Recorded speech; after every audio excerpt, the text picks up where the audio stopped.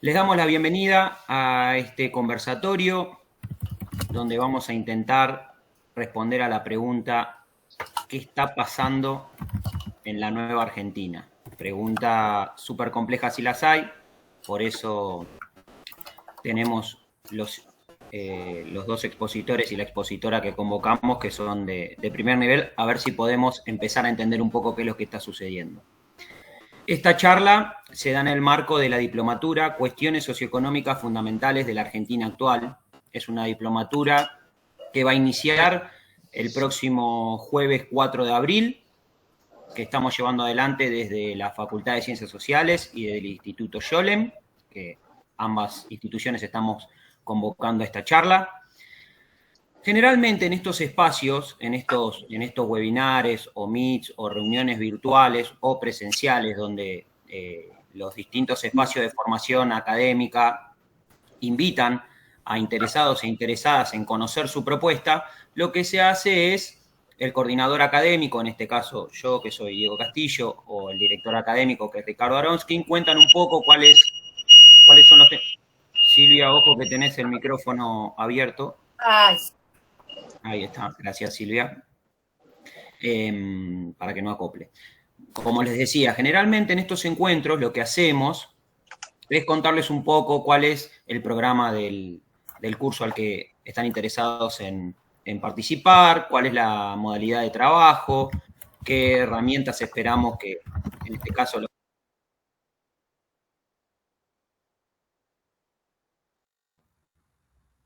como les decía, eso lo vamos a hacer hoy, vamos a trabajar sobre eso, pero al final de la charla, porque decidimos hacer algo distinto. Decidimos convocar personas que son expertas en determinadas áreas de la socioeconomía y que nos puedan dar un pantallazo a todos ustedes que vinieron a esta charla de cómo vamos a trabajar esos temas durante la diplomatura. Los temas que hoy vamos a tratar acá son temas que se van a trabajar durante el curso y la modalidad de trabajo que van a ver hoy va a ser bastante similar a la que van a experimentar en el caso de que deseen inscribirse a la diplomatura. La diplomatura como objetivo central tiene justamente analizar desde una perspectiva tanto de la sociología económica como de la economía política, ¿sí? Las diferentes cuestiones o dimensiones que nosotros consideramos fundamentales para poder comprender qué es lo que sucede en la Argentina en esos términos, ¿sí? Cómo se comprenden fenómenos como la inflación o la economía biomonetaria, cómo se comprenden cuestiones como el debate por el desarrollo, cómo se comprenden cuestiones vinculadas al capitalismo digital, las nuevas tecnologías, qué aportes puede realizar la economía feminista desde esta perspectiva o estas diferentes percepciones. Y tenemos como tres grandes apoyaturas en esa construcción que tratamos de hacer y que vamos a intentar hacer junto con ustedes. Por un lado, las políticas públicas que se lleven adelante, eso implica reconocer qué diagnósticos hicieron diferentes equipos de gobierno, cuáles son los discursos que están detrás de esos diagnósticos, cuáles son las herramientas que se utilizan para implementar esas políticas, cómo se construyen esos consensos o cómo se emergen esos conflictos. Una segunda mirada va a estar dada por una cuestión más sociológica pura y dura, si ustedes lo quieren tomar de esa manera, que tiene que ver con cuáles son los imaginarios, las representaciones sociales, las nuevas prácticas que emergen, los conflictos culturales que se dan al interior de ese desarrollo histórico. Y un tercer espacio fundamental que no podemos omitir en cualquier análisis socioeconómico o de economía política tiene que ver con cuál es el contexto global que acontece en ese momento.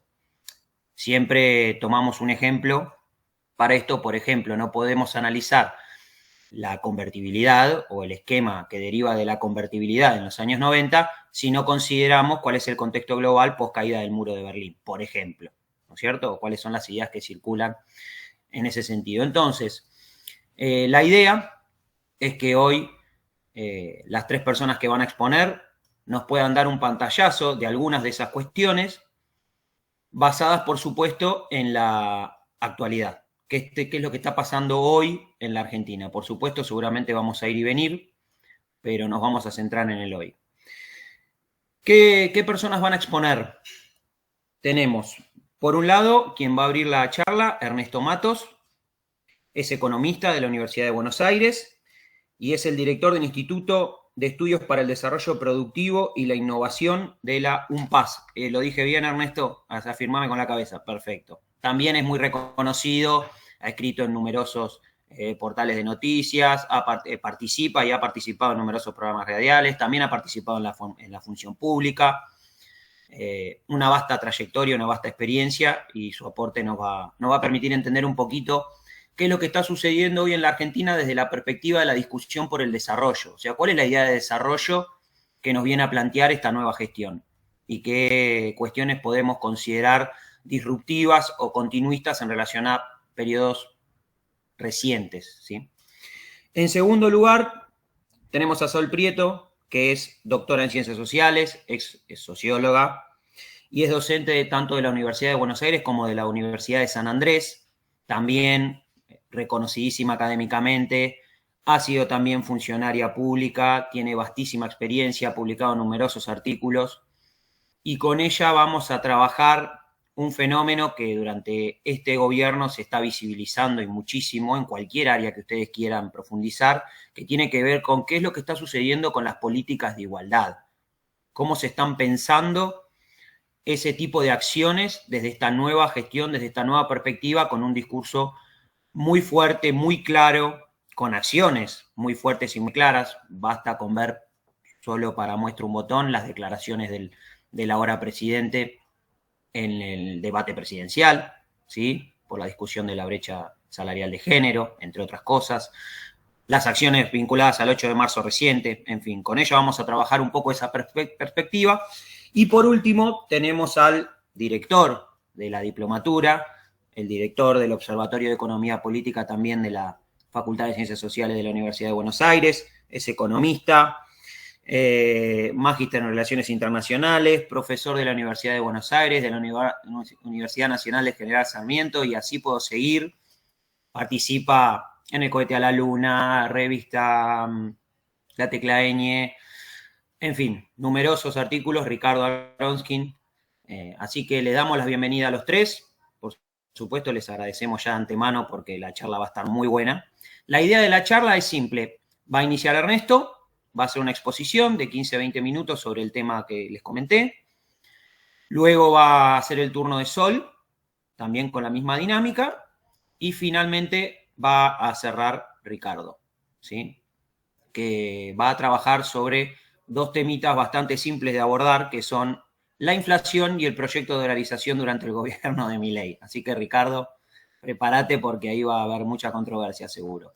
Los que tengan preguntas para realizar las pueden ir haciendo en el chat. Vamos a seleccionar algunas preguntas para que después de las tres exposiciones puedan debatir un poquito los tres convocados.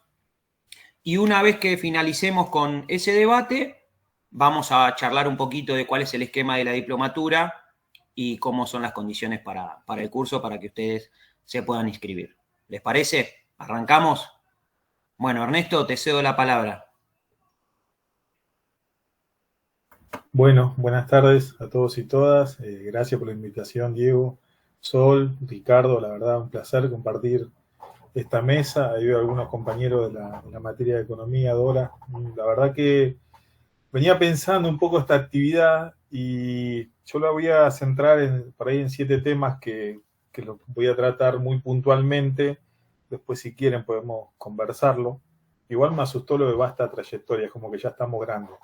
Pero no importa, está bien, ha pasado el tiempo, eso es verdad. Por eso lo que van a ver en los datos económicos, ahora me doy cuenta que tiene unos 23 años de análisis y uno empezaba a recopilar de a poquito, mes a mes, con cada publicación, y ya tiene una serie histórica. Así que, pero para enmarcarlo, digamos, también en la diplomatura, que a mí me parece fundamental, digamos, tener muy claro el marco teórico, y que tenemos una teoría económica, por lo menos tenemos serie de pensadores que han aportado a lo que podemos decir una teoría económica, que es tratar de explicar qué es lo que pasa. Básicamente eso hizo Adam Smith, Ricardo, Marx, o sea, trataban de explicar el mundo en el que estaban. Nosotros también podemos hacerlo. Lo que pasa es que tenemos una herencia eurocentrista que o la adaptamos o la tenemos, como decía la presidenta, ¿no? Vocación colonial, digamos, ¿no? Entonces hay que adaptar esa teoría, hay que adaptarla, digamos, ¿no? A nuestra realidad periférica, rioplatense, como quieran llamarla, digamos, ¿no? Y a mí me surgió una duda que siempre arranco y siempre arrancamos en las clases de Economía 1, que siempre preguntamos a los chicos cuál es la definición de economía. Yo creo que todos la sabemos, digamos, ¿no? La administración de los recursos escasos. Bueno, esto lo estamos grabando, ¿no? Así que va a quedar registrado. Falso. Ya lo escribió David Ricardo, 1816, Principio de Economía y Tributación. Capítulo 1. No estoy hablando de que lo encontré en el capítulo 8, 9 sobre... No, capítulo 1 sobre el valor. Y David Ricardo lo define muy bien y lo dice. Hay mercancías que se le puede aplicar cantidad de trabajo que tienen utilidad y escasez. Que tienen valor de cambio, son valor de uso.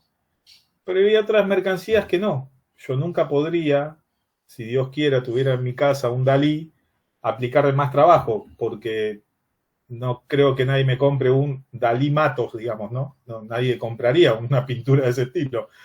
Entonces dice Ricardo que ese tipo de mercancías que están sujetas a la escasez y a la utilidad, no se les puede aplicar más cantidad de trabajo. Entonces el objeto de la economía política son las mercancías reproducibles a las cuales se le aplica trabajo.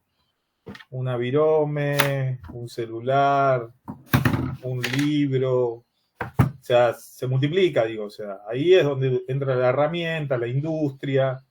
Bueno, ya que tenemos clara esa perspectiva, nosotros tenemos que analizarla en torno a que todas esas industrias están en una estructura productiva.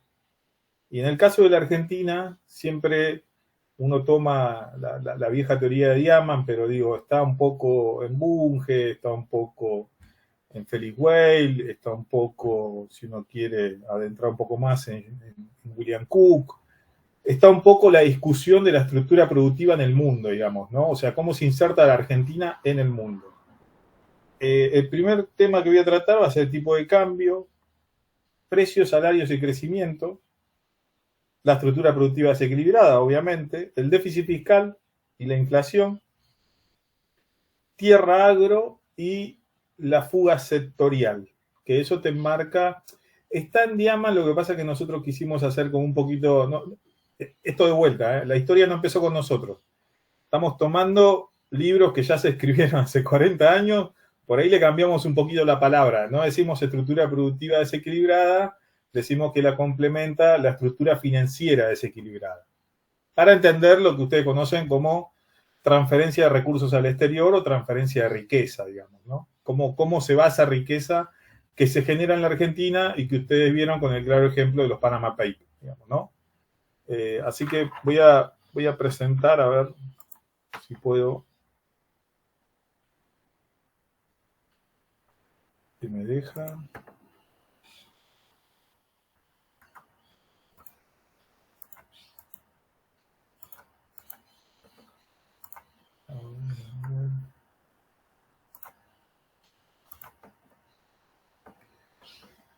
Ay.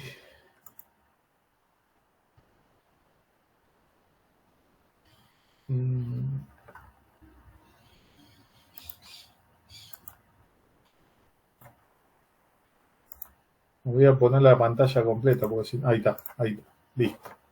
Bueno, todos ven acá, más o menos, ¿se ve? ¿O no se ve? Sí, ahora se ve. Listo. Bueno, vamos a pasar al F5. Rápidamente, digamos, ¿no? ¿Qué es lo que siempre está en juego en la Argentina y tiene desde la época de Pellegrini hasta la actualidad una gran discusión? Es que el tipo de cambio lo que te define en muchos casos es a cuánto se vende el dólar, pero también cuántos pesos por dólar le das al sector exportador y cuántos pesos por dólar necesita el sector importador para traer esa mercancía X y que sirva para el resto de la industria para generar más trabajo, pero que tiene un costo, digamos, ¿no? De importación. Es lo que los contadores conocen como el costo de reposición. Podríamos decir, hoy vendo el sándwich de milanesa ¿cuánto me sale mañana tener que reponerlo, calculando la milanesa, el pan, la lechuga, el tomate, pensando que hay un contexto de estabilidad? Contexto de estabilidad se lo decimos comúnmente a que el tipo de cambio por lo menos no varía demasiado. Esto está del 2002 hasta 2023, y ustedes van a ver que entre el 2002 y el 2012, cuando se aplica la medida de regulación del dólar, estaba estable. No había movimiento del tipo de cambio. El rojo es el informal, el ilegal, y el gris es el legal. ¿Qué nos significa esto? Bueno, que cuando uno genera riquezas en el país, independientemente de los que ganan en salario, hay sectores económicos que esa riqueza necesitan girarla al exterior.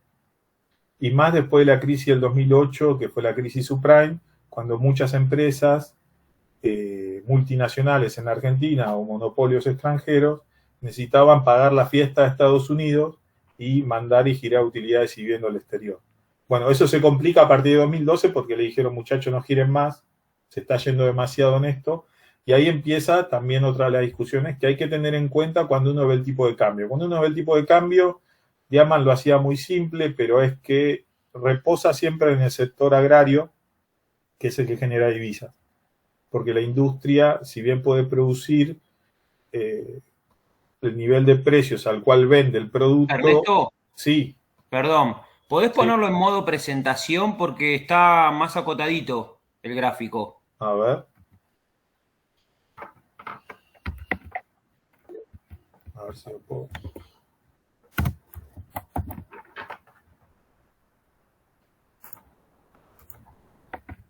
¿Ahí? No, está igual. Me parece que es el modo en el cual compartiste la pantalla. Puede ser, pero ahí también se ve más chiquito. Sí. Bueno, le voy a pedir un esfuerzo. Igual este es bastante complejo a veces verlo, pues muy, muy chiquito, pero ahora vamos a pasar al otro.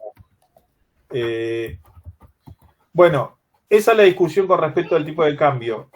A partir de 2020 ya eso empieza a jugar con inestabilidad, digamos, ¿no? Y eso marca la disputa que había en el gobierno por una mayor devaluación, pero si ustedes se dan cuenta, a partir de 2019 se sigue devaluando a un ritmo que, bueno, también es para otra discusión de por qué se devaluó con tanto ingreso de saldo comercial cuando en otro periodo no se devaluó de la misma manera o en el mismo ritmo, digamos, ¿no? Esa es una discusión pendiente en economía. Les voy a presentar rápidamente, no sé si se ve esto bien, pero esta es la restricción externa, comúnmente conocida y que muchos, digamos, siempre lo plantean como un problema. Para mí el problema no es el dólar, para mí el problema es si la estructura productiva es capaz de sustituir los productos que precisa, porque si la respuesta está en el dólar, la solución es devaluar. Y la solución de evaluar es achicar salario. Entonces, me parece que hay que mirarlo desde otro lugar. Es cómo vos hacer que tu estructura productiva logre ir sustituyendo dólar a dólar. Es un proceso largo y tendido, digamos, de industrialización, pero es el mejor camino a devaluar, como se ha visto y ustedes lo viven en carne propia, digamos, ¿no?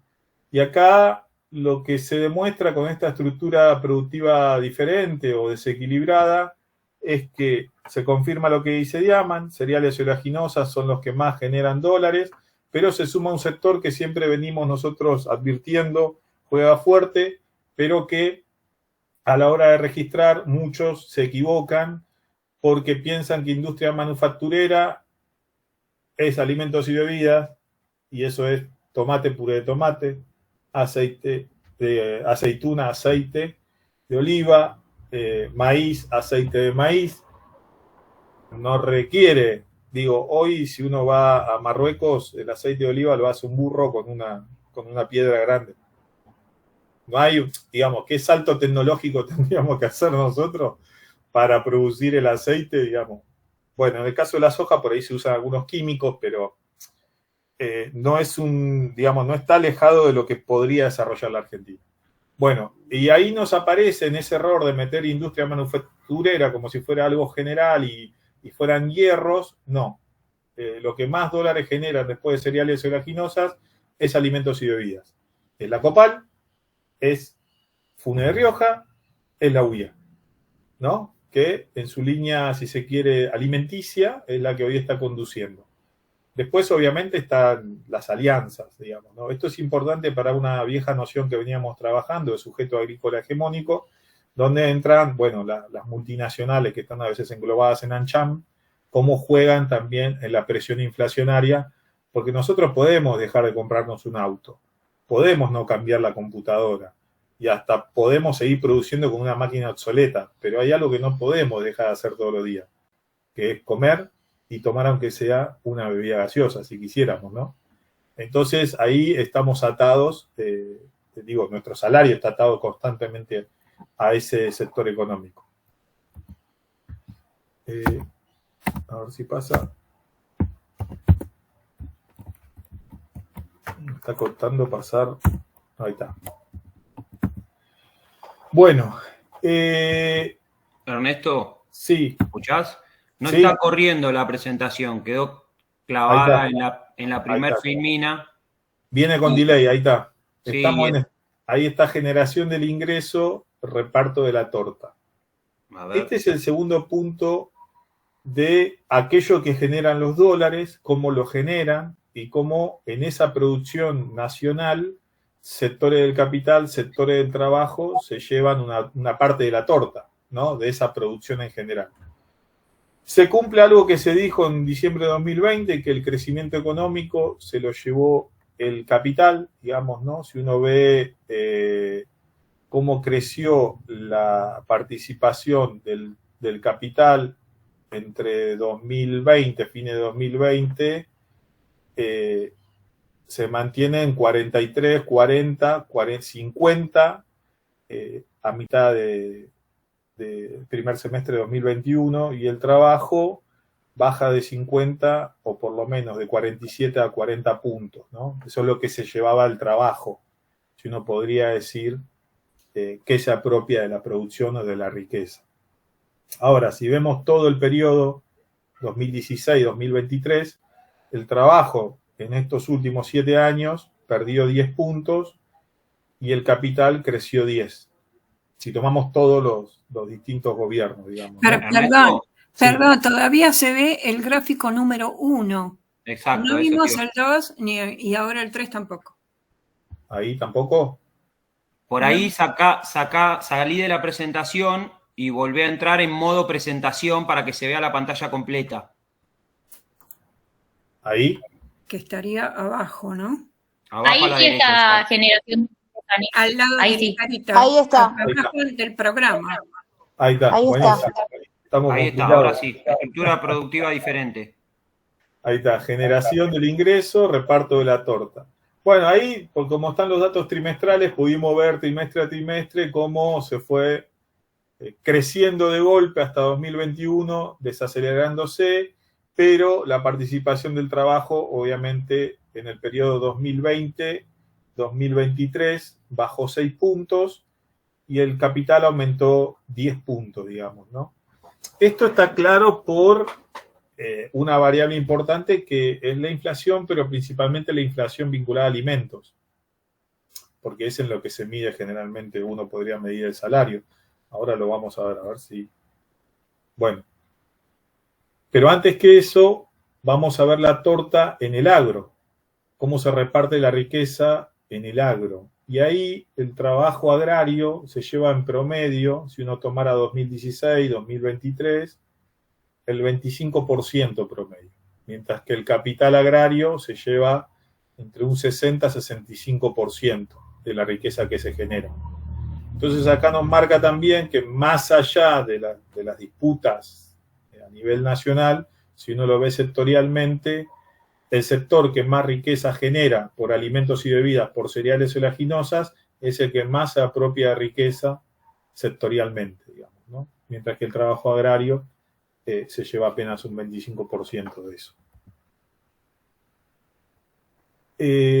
Y acá empezamos a ver los precios y los salarios. Acá lo que tratamos de hacer y medir un poco el efecto es ver cómo la inflación en los productos nacionales e importados ustedes van a ver que el último diciembre de 2023 la devaluación impactó, digamos, lo llevó a 432%. La brecha entre el producto nacional y el producto importado fue casi de 100, más o menos 180% en la devaluación de diciembre de 2023. Y fíjense que la devaluación de agosto apenas fue de 40, ¿no? Una brecha más chica. Ahí, otra vez, digamos, los productos nacionales se duplicaron también. Entonces, mientras que los importados más que se duplicaron. Entonces, acá lo que nosotros tenemos es que, y que fue también de mucha discusión, cómo planteamos el tema de inflación. Esto nos pasa también con el tema de lo que hablamos al principio de la economía y los recursos escasos. Hasta donde lo entendí, en esto que Diego llamó la vasta trayectoria, a mí los sindicalistas siempre me dijeron que la inflación es interanual, por lo que se discute, digamos. No, después sí se discute en términos mensuales, bueno, eso es otra discusión, pero siempre uno lo plantea en términos anuales. Entonces, cuando uno ve que la inflación empezó a subir a partir de junio de 2021 y no frenó, usted ve la inflación en los salarios públicos, al final del periodo 2023 le ganó casi más de 60 puntos, y en el caso de los salarios privados, la brecha por ahí fue más chica, pero es casi también de 50 puntos, digamos. Entonces, lo que uno termina viendo, y este es el dato que ustedes tienen que tener en cuenta, a partir de junio de 2021, en una discusión que salió en todos los medios, digo, ¿no? En Infobae, Fune de Rioja se hace con la UIA. Y desde ese momento hasta diciembre de 2023, la inflación no paró. No tuvo freno. Pasó de 50 puntos a 211 puntos. Y si ustedes quieren ver el sector de los salarios no registrados, como para tener un proxy del precario, que sería el monotributista, la brecha en diciembre de 2013 terminó arriba de casi 100 puntos, digamos, ¿no? Mientras la inflación fue a 211, el aumento que recibió este sector de salarios no registrados fue apenas de 115 puntos. Pero ya venía por debajo de la inflación, a diferencia del privado y del público, desde febrero del 2021. Entonces, uno ve que ese sector en particular fue el más atrasado en la distribución de los salarios y que obviamente también tenía como un malestar sobre la situación. Pero bueno, acá estamos viendo la inflación y el déficit fiscal, porque también este es otro de los mitos. Por lo menos vamos a intentar proponer, yo le llamo las onceras, digo, este año se cumplen 50 años de Arturo Jauretche, su muerte, así que en honor a Arturo Jauretche vamos a tratar de desactivar esta soncera económica, ¿no? Lo que se dice es que el mayor déficit fiscal genera inflación. Lo violeta es la inflación y lo que llaman déficit fiscal generalmente es el déficit primario. Esto, cuestión de economía 1, déficit primario más déficit financiero, déficit fiscal.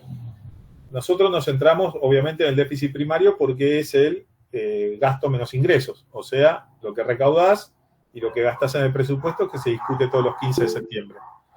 Y acá lo que encontramos es que, sí. Fíjate que quedó clavada la presentación en la de estructura productiva. Ahí va, para que me vuelvo a meter. Ahí pasó a la de déficit fiscal, estructura productiva, déficit fiscal e inflación. Ahí está. Esa es la que estás explicando ahora. Exacto.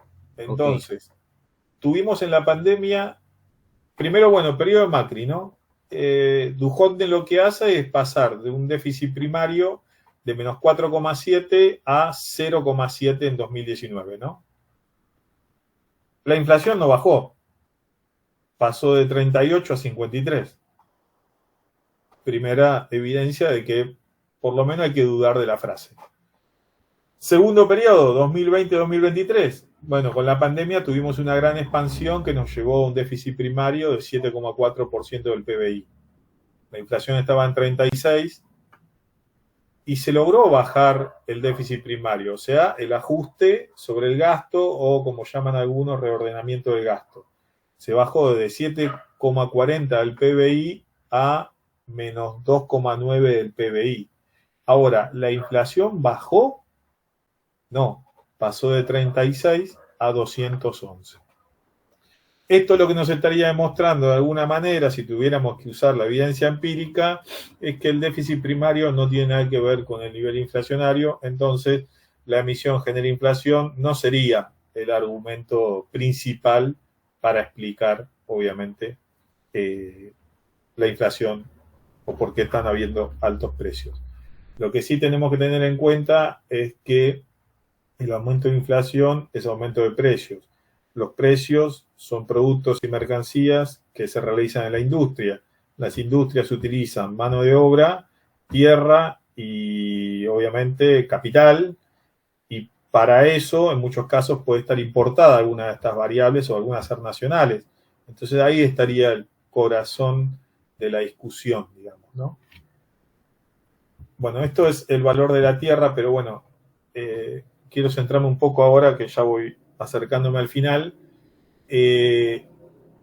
porque claro, en teoría económica lo que se abandonó, o por lo menos ya no se discute, y esto tenía que ver con, no sé si alguna vez hicieron un psicotécnico, pero vieron que cuando uno no dibuja el piso, tiene que dibujar a alguien y un árbol. Si uno no dibuja el piso, es como que está en el aire, digamos, ¿no? No te van a tomar. Ayer una alumna me dijo, no, yo no dibujé el piso. Y te tomaron, le pregunté, me dijo, no, no me tomaron. Entonces, la variable tierra es fundamental, porque es lo que te da raíz, es lo que te da historia. Si uno comprende la historia de ese territorio, entiende de qué lugar está. Esto, si quieren profundizarlo, es el estar aquí, digamos, ¿no? El gran aporte que hace Push, digamos, a lo que podríamos llamar la filosofía latinoamericana. Pero acá nosotros agarramos y dijimos, bueno, la tierra, si es tan relevante, fíjense, es un informe de FAO sobre la tierra negra, que le llaman, que es la más apta para producir alimentos. El primer país que tiene más tierras o suelo negro para producir alimentos es Rusia. El segundo es Kazajistán. El tercero es China. En esos tres tenemos casi el mundo comunista del siglo XX, si quieren, digamos, ¿no? Y el cuarto país es Argentina. Y si van más abajo, el sexto es Ucrania, y después de Ucrania está Estados Unidos. Ucrania, obviamente, el principal exportador de trigo, girasol, digo, no es uno que está entre los 5 primeros siempre en la producción de cereales. Entonces, lo que uno encuentra es que en el caso de la Argentina, si sumamos los 4 primeros países, serían 3 comunistas, podemos decirlo de otra manera, y Argentina. Ernesto. Sí. Perdón que te interrumpa. Dale. Fíjate que se volvió a quedar en estructura productiva diferente. La tierra, trabajo y capital, ahora pasó a la de trabajo, capital y tierra. Ahí está. Bueno, esta es la que venía hablando. Fíjate el tiempo. Dale, 5 minutos. Así damos paso a Sol. Dale. Ya estoy terminando igual. Entonces acá lo que tenemos en la discusión de tierra, y queríamos ver las tierras rurales extranjerizadas. El principal país que tiene tierras rurales, digamos, el que posee esas tierras es Estados Unidos. El del sector privado no financiero, o sea, la industria argentina vinculada al comercio exterior, el principal acreedor de ese grupo de empresas es Estados Unidos. No hay muchas empresas exportadoras en Argentina, hay 10.000 empresas exportadoras, digamos, ¿no? Y tenemos 560.000 empresas. Imagínense que ese núcleo chiquito es el que justamente tiene como principal acreedor a Estados Unidos, y en el caso de las tierras también se evidencia la misma situación. Voy a pasar casi la última filmina, pero voy a salir ya que nos pasó esto. Ahí está, ahí vuelvo a entrar. Y acá tenemos lo que ustedes conocen como fuga de capitales, pero que se dice formación de activos externos por sectores económicos.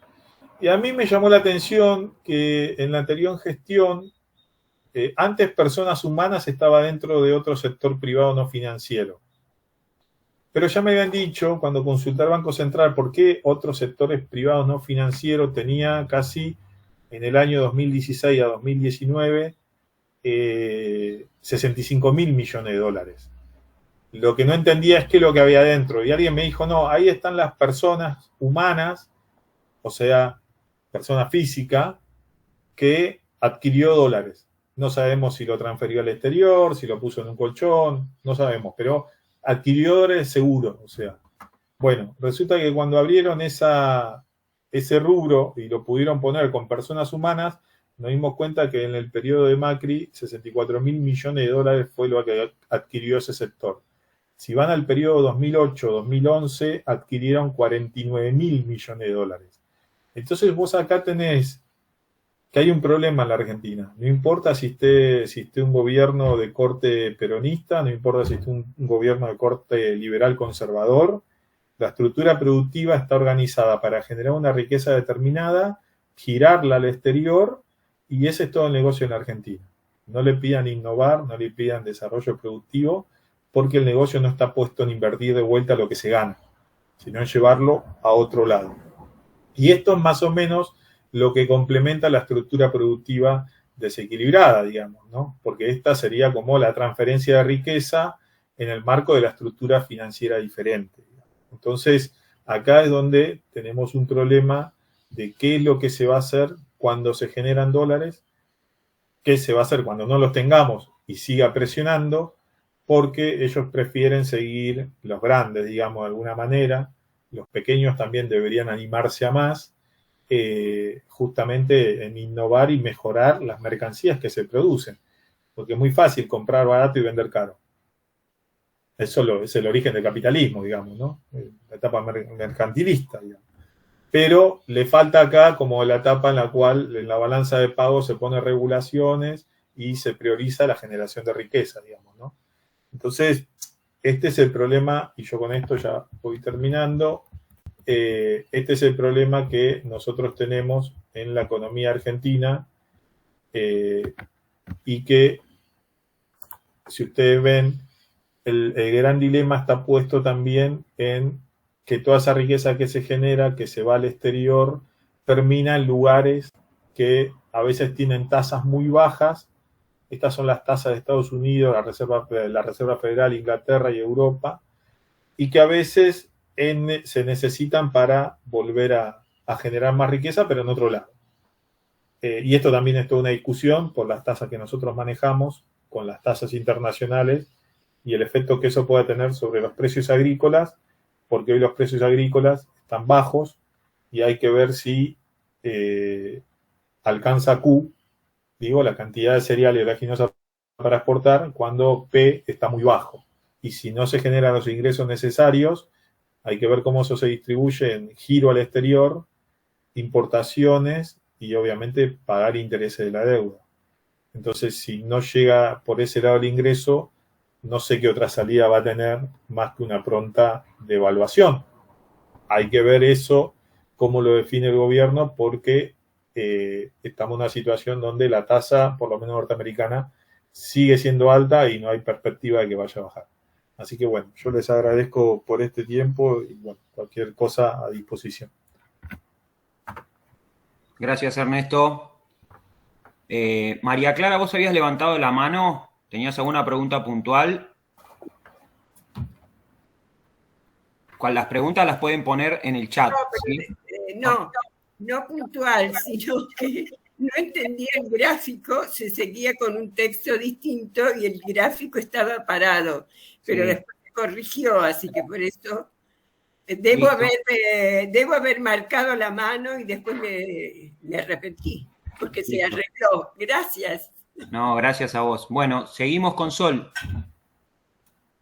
Bueno, sí, también para mí la verdad que es un placer estar con ustedes acá, compartir este momento, bueno, con Ricardo que tuve el gusto de tenerlo de profe y también con Ernesto que fuimos compañeros y bueno, lo pasamos bien y mal porque trabajamos en el Ministerio de Economía. Fue lindo. Sobre todo bien, claro, pero bueno, era un clima difícil. Bueno, mi idea era un poco comentar qué relación tiene, digamos, el planteo quizás más coyuntural, o sea, no me voy a meter tanto con el modelo de desarrollo, o sea, que es algo que lo trabajó muy bien, me parece recién Ernesto, sino por ahí mostrar un poco más, lo más claramente que se pueda, cuáles son los vínculos, cuál es la relación entre la macro y el género, ¿no? Esto, yo, bueno, decía Diego, yo trabajé en el Ministerio de Economía en un área justamente que se creó durante el gobierno anterior, que era un área de economía, igualdad y género, justamente adentro del Ministerio de Economía. Primero estuvo a cargo de una gran compañera, que es Mercedes Alessandro, después, bueno, yo ahí trabajaba con ella, luego quedé yo a cargo de la dirección, y la idea era de ese área era justamente transversalizar el enfoque de género en toda la política económica, lo cual implicaba, obviamente, pensar la macro, tener en cuenta la política fiscal, sobre todo el presupuesto, pero también cambiar los impuestos. Luego, bueno, se fueron sumando funciones, ¿no? Energía, bueno, también trabajar lo que se podía en finanzas, política industrial, bueno, una variedad muy amplia de funciones. Disculpen, justo acá estoy con tarea de cuidado, ahora voy a hablar un poco de eso, pero por eso se me entrecorta un poco. Pero bueno, justamente, ¿qué sería entonces transversalizar? Porque nos pasó muchas veces, porque además tuvimos doble cambio de ministro, muchos cambios más de autoridades, donde teníamos que explicar realmente, bueno, ¿qué tiene que ver la macro con la economía? O sea, estábamos en el área de política económica, ¿no? Entonces era como, ¿cuál es la relación? Bueno, efectivamente hay una relación, y es una relación bastante importante. ¿Por qué? Bueno, porque en Argentina y en todos los países y en todo el mundo, digamos, en todo el planeta, ¿qué necesitamos para que exista eso que llamamos mercado, ¿no? Para que existan los bonos, para que existan los bancos, para que exista la bolsa, para que exista, o sea, todo lo que ocurre, digamos, en el mercado financiero, pero que ocurre también en el mercado productivo, en la economía productiva. ¿Qué es lo mínimo que necesitamos? Bueno, necesitamos personas que lleguen vivas. En la mayoría de los casos, en algunos países, desgraciadamente no es así, que lleguen vivas a la mayoría de edad, ¿no? Y para eso hace falta muchísimo, muchísimo trabajo. ¿Cuánto trabajo? Bueno, si lo contabilizáramos como un trabajo remunerado, sería el equivalente a casi el 17% del PBI en Argentina a los datos del 2022, ¿sí? ¿Y esto por qué? Bueno, porque es un trabajo que es muy intenso en horas y que tiene una escala como no tiene ninguna otra actividad económica en nuestro país, porque se hace efectivamente en todos los hogares. En cada hogar, ¿sí?, hay una persona que requiere de cuidados y hay una persona que brinda cuidados, ¿no? Entonces, ¿cuántas horas le destinamos a los cuidados en promedio por día? Bueno, en total le destinamos más de 150 millones de horas diarias, y las mujeres en Argentina, en promedio, le destinan 6 horas y media por día a estas tareas, ¿no? Cuando tienen un niño a cargo, le destinan 8 horas en promedio, casi, creo que es de 7 horas 48 minutos, una cosa así, a las tareas de cuidado. Y si tienen a cargo 2 niños o más, niño para el INDEC es de 13 años para abajo, ¿sí? Así que yo tomo esa definición. Después todo el mundo me putea. O sea, después los padres, las madres adolescentes dicen, no, pero bueno, tomando solamente de 13 para abajo, ¿sí?, las mujeres destinan, si tienen 2, más de 10 horas por día a las tareas domésticas y de cuidados no remuneradas. Esto es más que, en promedio, una jornada laboral, y esto hace que las mujeres carguen con un costo importante. Yo ahora les voy a mostrar, de paso también para que lo usen, porque lo hicimos con mucho amor, esta plataforma, no sé si la están viendo. Esta es una plataforma de presupuesto con perspectiva de género. Uy, ahí creo que ahí está, ahí me está cargando. Que ustedes pueden ver, hay una parte de presupuesto, que bueno, eso después les cuento, se dejó de actualizar, lo sacaron, digamos, en esta gestión, pero está esta parte de brechas que la seguimos actualizando, ¿sí?, aunque no estemos más allí.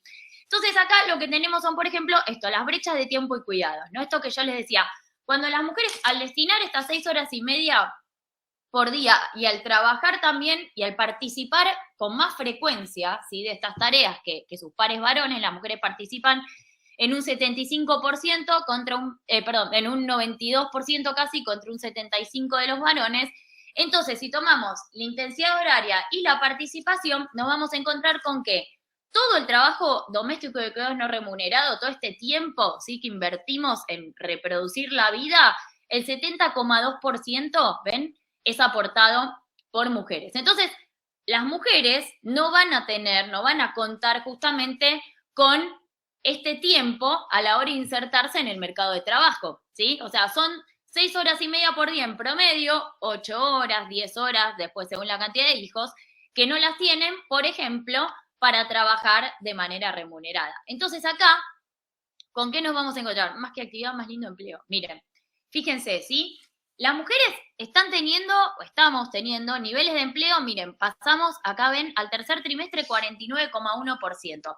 Primera vez que superamos el 49% de empleo las mujeres en la historia de nuestro país. Acá lo tenemos de 2016, que es desde el EPH, digamos, desde la nueva EPH post normalización del INDEC. Pero lo que digo es, llegamos al nivel más alto de empleo de las mujeres en la historia de nuestro país y aún así, fíjense que la brecha respecto a los varones es de 17,8 puntos porcentuales, ¿sí? Entre los jóvenes, esta brecha un poco que se está reduciendo, ¿ven? Si comparamos con otros momentos, pero aún así sigue siendo de 10 puntos porcentuales más para los varones.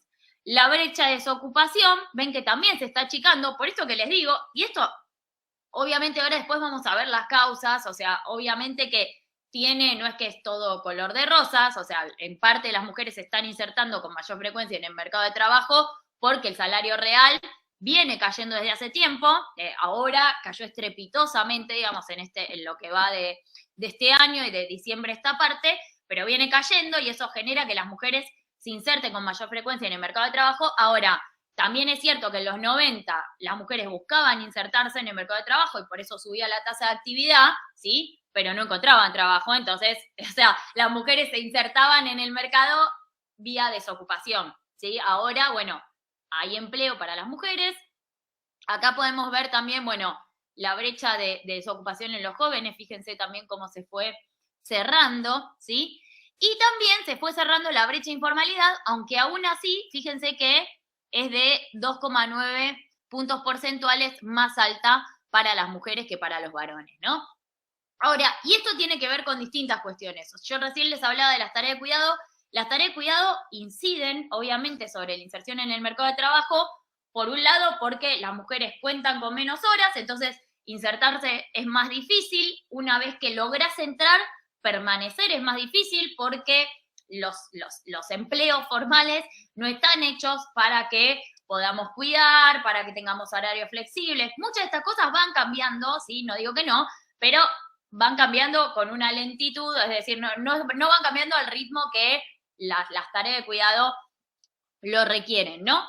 Pero la otra punta o la otra consecuencia de las tareas de cuidado es que generan, digamos, estereotipos, ¿sí?, que hacen que las mujeres se inserten en determinadas ramas del mercado de trabajo que son marcadamente distintas que las ramas donde se insertan principalmente los varones y que lo que hacen es reproducir las mismas tareas que hacen adentro de la casa, ¿sí? O sea, si adentro de la casa las mujeres estas 6 horas y media la dedican a limpiar, lavar, planchar, cuidar niños y niñas, cuidar personas adultas mayores, bueno, cuando vemos cómo se insertan en el trabajo remunerado, vamos a ver que la principal actividad, bueno, ahora es el comercio, hasta antes de la pandemia era trabajo en casas particulares, entonces fíjense ahí cómo se reproducen los roles y estereotipos de género.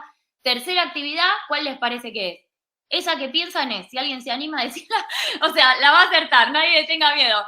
Es docencia, ¿sí? O sea, dentro de la docencia, más del 75%, creo que el 85% de hecho, son mujeres. Y la tercera es salud, ¿sí? O sea, dentro de las personas que trabajan en salud, 7 de cada 10 son mujeres, ¿sí? Y si vamos a las enfermeras, que además son las peor remuneradas del sector de la rama, vamos a ver que son el 82% mujeres, ¿sí? Entonces, esto, digamos, ¿qué consecuencias tiene? Bueno, un mercado de trabajo claramente segregado, donde incluso si comparamos, por ejemplo, trabajadora de casa particular, ¿no?, versus trabajador de la construcción, ¿sí? Que para decir, bueno, 2 actividades mal remuneradas, una muy masculinizada, 95%, y una muy feminizada, 96%, 98%, va por ahí, digamos, el pH siempre ronda entre eso, ¿sí? Vamos a ver que, aún comparando esas 2 actividades, las mujeres tienen salarios que son la mitad, ¿sí? Las mujeres trabajadoras de casa particular cobran la mitad que los trabajadores de la construcción, y además la informalidad laboral es mucho más alta, ¿sí? O sea, es un piso del 75% que nunca lo pudimos romper, salvo en la pandemia y por malos motivos, que fue que se destruyeron muchos puestos informales de trabajo, ¿sí?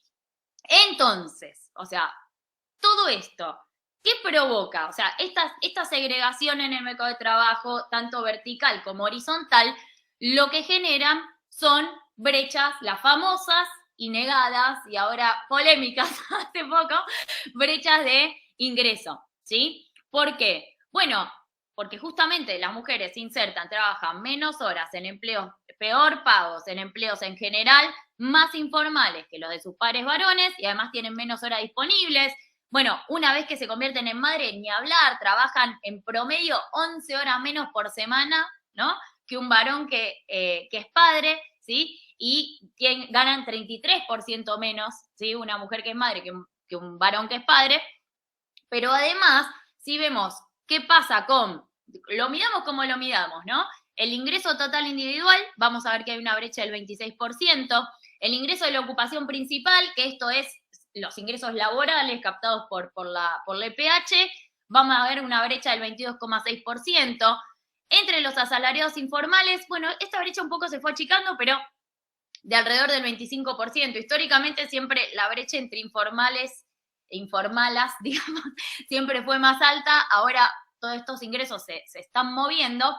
Y entonces, como consecuencia de esto, ¿sí? Esto también va a tener consecuencias en la distribución, efectivamente, del ingreso. Porque si miramos entonces los deciles, producto de esta brecha de ingreso, que son producto de las brechas laborales, que son producto a su vez de las brechas en el uso del tiempo y de los cuidados, ¿sí? Nos vamos a encontrar con que en el 10%, en el decil de menores ingresos de nuestra sociedad, 7 de cada 10 personas son mujeres. Ustedes quieren ver, o sea, abren la bolsa, ¿no? Una bolsa que dice pobreza, abren esa bolsa y lo que van a aparecer son sobre todo, ¿sí? Mujeres. Y si vemos qué pasa en los hogares con niños y niñas que están a cargo de mujeres, los llamados hogares monomarentales, vamos a ver que la pobreza es mucho más alta y que la pobreza infantil es muchísimo más alta. En la pandemia era 20 puntos más alta, ahora habría que ver, pero digamos, siempre es marcadamente más alta. Entonces, a ver, por todo esto que decimos, ya se imaginarán por dónde voy a ir. Yo dije que iba a hablar de la coyuntura. Todas estas medidas que se tomaron en estos 3 meses representaron realmente una transferencia de ingresos muy fuerte en contra de las mujeres, que perjudicó a las mujeres que ya estaban peor, ¿sí? Digamos, que los varones, ¿no? Entonces, si pensamos, decíamos, al principio decíamos, ¿qué tiene que ver la macro con el género? Bueno, si pensamos desde el punto de vista de la política monetaria, vamos a ver que el impacto, digamos, que tuvo la devaluación con la inflación que generó, vemos que tuvimos una caída de ingresos de mínimo, creo que era en realidad debe ser más a esta altura, del 20%, había sido del 20% en diciembre y enero, ¿no? O sea, falta sumarle febrero, a ver digamos, cómo estamos con eso. Una caída de ingresos, bueno, y en el salario mínimo vital y móvil de alrededor del 30%, ¿no? Bueno, ¿quiénes están en esos sectores que perciben ingresos similares al salario mínimo vital y móvil? Bueno, lo acabamos de ver, ¿sí? O sea, son las mujeres. Entonces, ya la política monetaria tuvo su impacto, digamos, y estamos viendo el impacto que tiene sobre el poder de compra de las mujeres, que además, otra cosa más que casi siempre se nos pasa por alto, ustedes, bueno, veo que muchos somos nos acordamos de Elita de Lázari, lo voy a decir así, no voy a decir mal, nos acordamos de Elita de Lázari, que vieron que tenía un eslogan que era "Camine, señora, camine", ¿no? Bueno, ¿quiénes hacen las compras? O sea, ¿quiénes salen a buscar precios, ¿sí? Cuando tenemos una aceleración de los precios tan importante, cuando tenemos momento de inflación. Bueno, esto, digamos, lo dicen los datos del INDEC. quienes hacen las compras en general, ¿sí? Por lo mismo que hacen todo el trabajo doméstico y son las mujeres. Entonces, esto no solamente es un impacto, obviamente que el más fuerte tiene que ver con el poder de compra de los ingresos, etcétera, pero también tiene este nuevo impacto en el uso del tiempo, ¿sí? Pero además, si vamos a lo que es, más allá de la política monetaria, la política fiscal, ¿sí? Con lo que nos vamos a encontrar es que también es una política que perjudica mayoritariamente, desde ya que después, si nos metemos con las interseccionalidades, desde ya que las mujeres que viven en barrios populares van a estar peor que las mujeres que viven en barrios de clase media, que las mujeres desocupadas van a estar peor que las ocupadas. Lo podemos mirar desde un montón de prismas, pero digo, para verlo muy así a trazo grueso, porque también tenemos poco tiempo, la política fiscal es una política que también perjudica a las mujeres. Tuvimos una reducción, ¿no?, del gasto en términos reales respecto al año pasado hoy lo mandó la Asociación Argentina de Presupuesto, del 31,3% en términos reales, ¿no? Ahora, si vemos qué pasa justamente con el gasto de la seguridad social, que es donde están las jubilaciones, que es donde está la UH, vamos a ver que es una reducción del casi el 35%, ¿sí? O sea, fíjense, 24% de reducción del presupuesto, 31% de reducción del gasto, 35% en las prestaciones sociales, y si nos metemos en la moratoria previsional, ¿sí?, que es lo que más me interesa, porque aparte justo el presidente lo estuvo mencionando hace poco, la reducción fue del 38,5%. ¿Y esto por qué? Porque justamente en la moratoria previsional, o sea, quienes cobran moratoria previsional, en general, cobran los saberes mínimos, que fueron los que más se licuaron, ¿sí?, en todo este tiempo, en todos estos meses que pasaron desde la devaluación de diciembre, ¿no? Entonces, ¿qué pasa? De quienes perciben la moratoria previsional, el 74% son mujeres, por todo esto que vimos antes. ¿Ves cómo efectivamente está todo conectado? ¿Por qué? Porque las mujeres no trabajan en menor medida de manera remunerada, cuando consiguen trabajo lo hacen con más frecuencia de manera informal, entonces tienen menos años de aporte a la hora de jubilarse. Un cálculo que lo hicimos desde la dirección también en su momento es que 9 de cada 10 no tienen 20 años de aporte o más. O sea, 9 de cada 10 mujeres que están en edad de jubilarse, que tienen entre 55 y 60, no tienen 20 años de aporte, ¿sí? Piensen que para jubilarse hacen falta 29, ¿sí? No tienen 20, ¿ok? Entonces, todos estos, o sea, toda esta reducción en la moratoria previsional tiene un impacto directo sobre los ingresos de las mujeres. La reducción en la UH, ¿sí?, las titulares de AUH, la UH es para los niños. Ahora, las titulares, las que lo cobran en un 95-96% son las madres, porque son las que se hacen cargo de los cuidados, etcétera, etcétera. Y de hecho es una política que además fue estudiado, que aunque tenga como beneficiarios a los niños, y bueno, y ahí hay que discutir, bueno, cuánto se reproducen también los roles de género, todo lo que quieran, ¿no? Ahora, está estudiado que efectivamente es una política que incrementa la autonomía económica de las mujeres porque justamente les da acceso a dinero a mujeres que de otra manera no tienen acceso a dinero. Bueno, la UH tuvo una caída respecto al presupuesto total del 4%.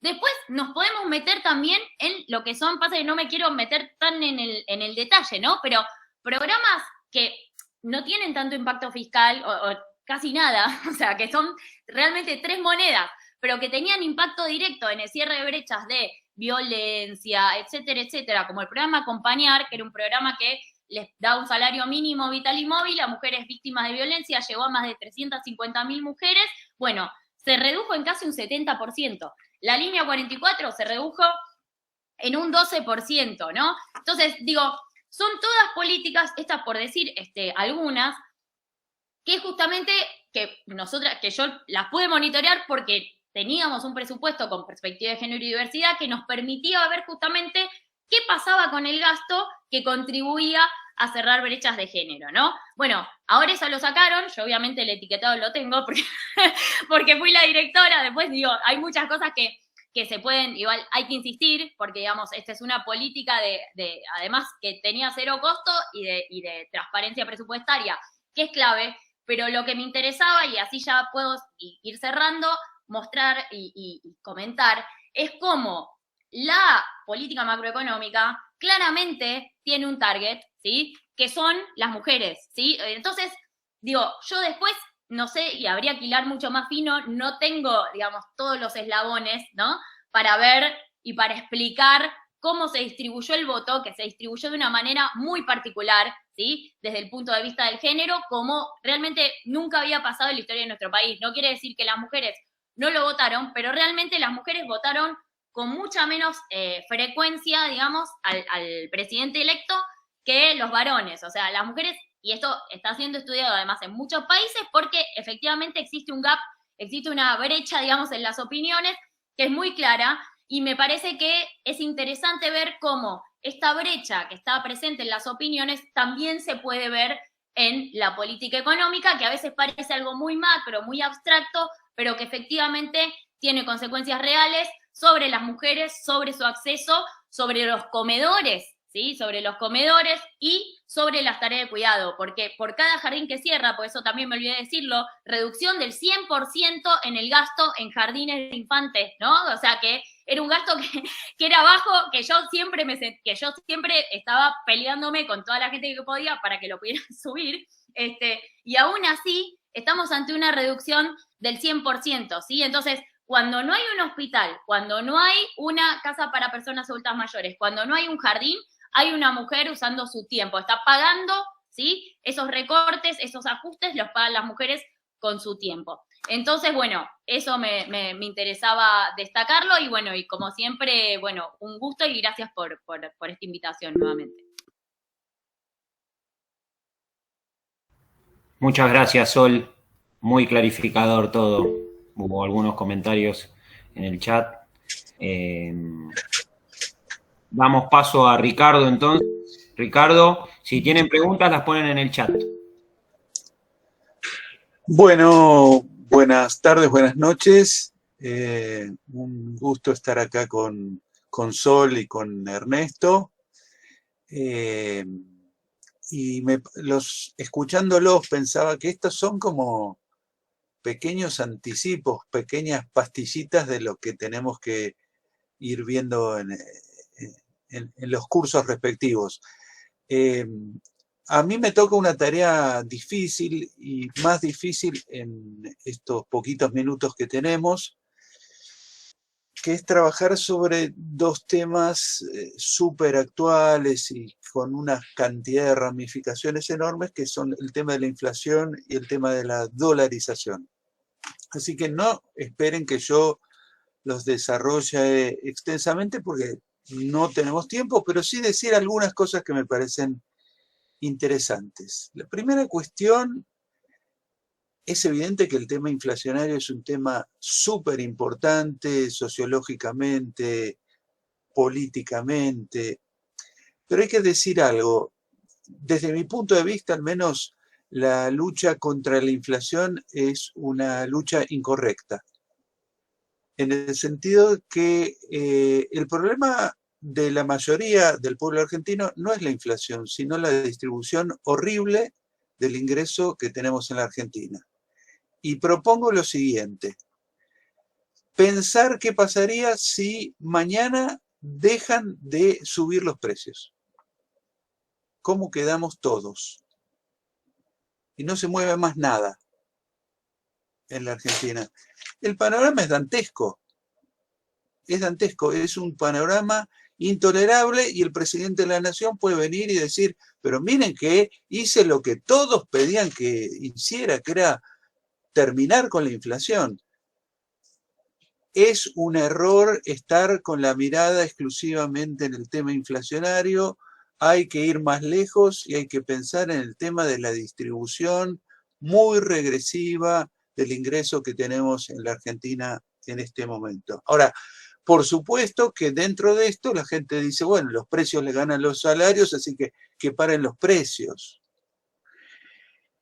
Y por supuesto que hay formas de hacerlo. En realidad el caso argentino es un caso excepcional a nivel internacional, incluso pasó a ser excepcional a nivel latinoamericano, que es que hay algo que se llama inflación, que es una manifestación de una serie de problemas, no solamente económicos, sino sociales, que tenemos en la Argentina y que derivan en un incesante aumento de los precios a muy diversas velocidades. Estaba leyendo con una sonrisa en la boca que hasta el ex ministro Cavallo ha dicho que los precios de los medicamentos han tenido aumentos extraordinariamente exagerados. Y en el Ministerio de Economía ya han dicho también que hay precios que son absurdos o ridículos. Con lo cual, lo que estamos viendo es una serie de comportamientos sociales que, bueno, tenemos que tratar de explicar. Hay una historia detrás de esto y, por supuesto, también hay hechos objetivos y materiales, pero nuestra visión, y creo que eso lo compartimos completamente con Ernesto, como economistas, es que la economía es una disciplina social, básicamente. No estamos estudiando números. Los números nos sirven para pensar otras cuestiones.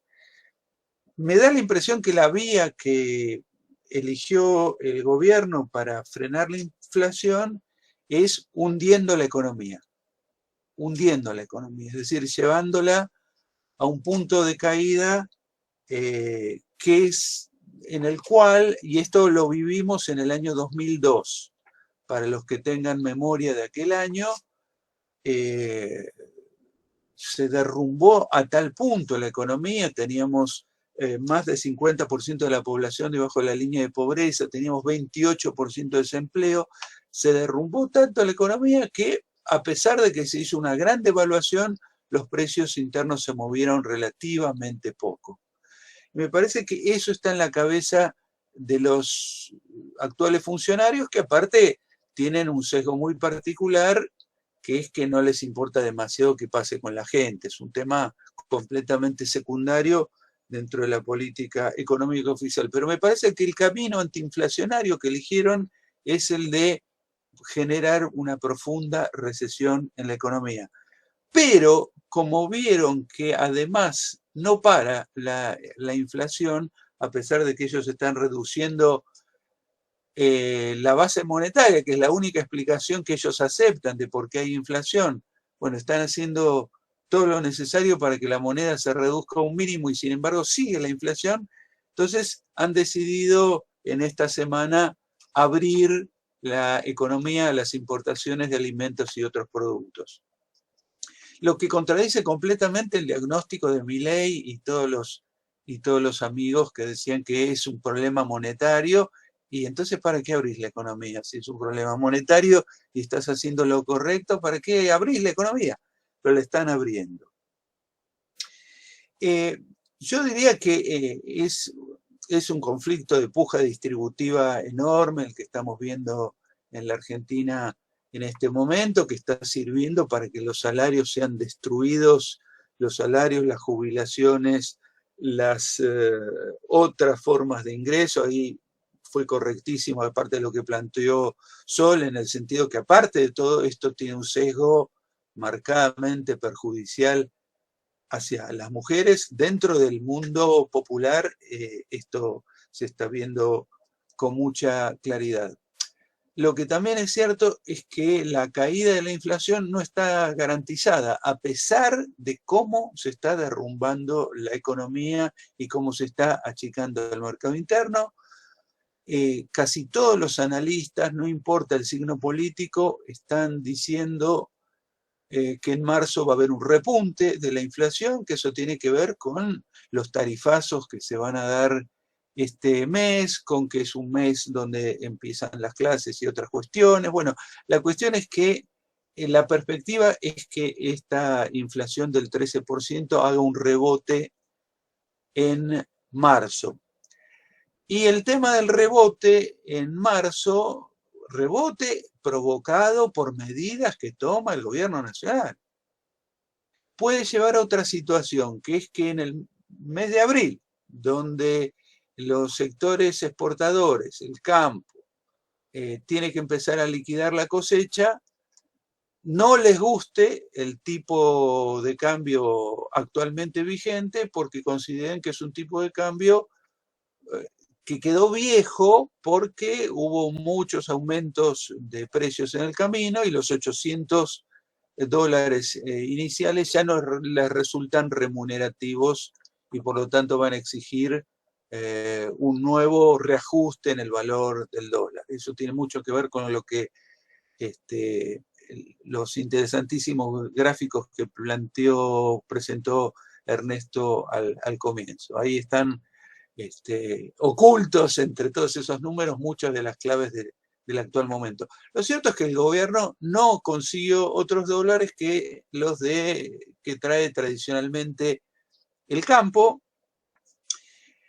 y yo les debo decir que desde mi perspectiva esa sería la forma estratégica de resolver este tema eterno de la carencia de dólares en la Argentina, que es ampliar y diversificar exportaciones con mayor calidad, con mayor valor agregado, con más mercados, con más destinos, que es un poco lo contrario de lo que está pensando el gobierno.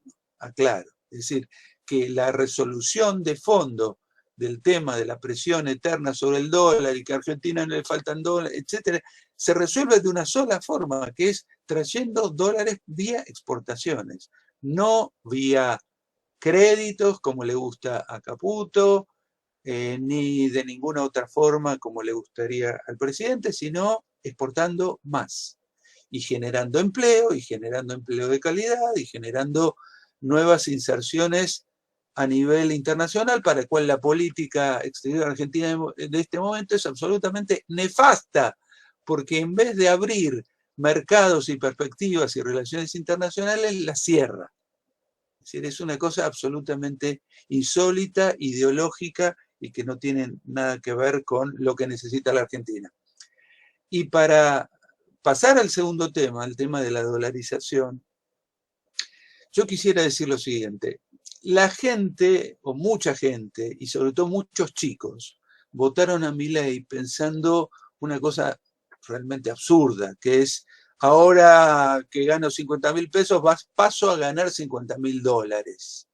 Lo pensaban como en el 1 a 1, no sé qué fantasía circuló por ahí, que nadie la desmintió, por supuesto, y entonces pensaron, se viene la dolarización, soy rico, paso a ser rico de repente. Un pensamiento mágico que lo hemos discutido muchísimas veces y que es muy frecuente en la sociedad argentina. Lo cierto es que la dolarización se la imagina como una forma de terminar con el tema inflacionario. Ahí tenemos que hacer dos acotaciones. Primero, que se puede terminar con la inflación sin necesidad de dolarizar, y segundo, dolarizar no necesariamente termina con la inflación. La dolarización no, como la convertibilidad no terminó con la inflación hasta que hubo un momento de recesión tremenda y donde los precios quedaron tranquilos durante un tiempo. Ahora, en ningún país del mundo se ve la inflación cero como la panacea de nada. En realidad todos tienen algo de inflación. Todos tienen. Alemania tiene, Japón tiene, Estados Unidos tiene, Canadá tiene, Suecia tiene algo de inflación. Es absurdo pensar en una economía sin inflación. Ahora, en este caso, que podríamos decir, hay mecanismos, hay formas, hay instrumentos para terminar con una inflación alta y llevarla a niveles más razonables, lo que no se explica es por qué la obsesión con la dolarización.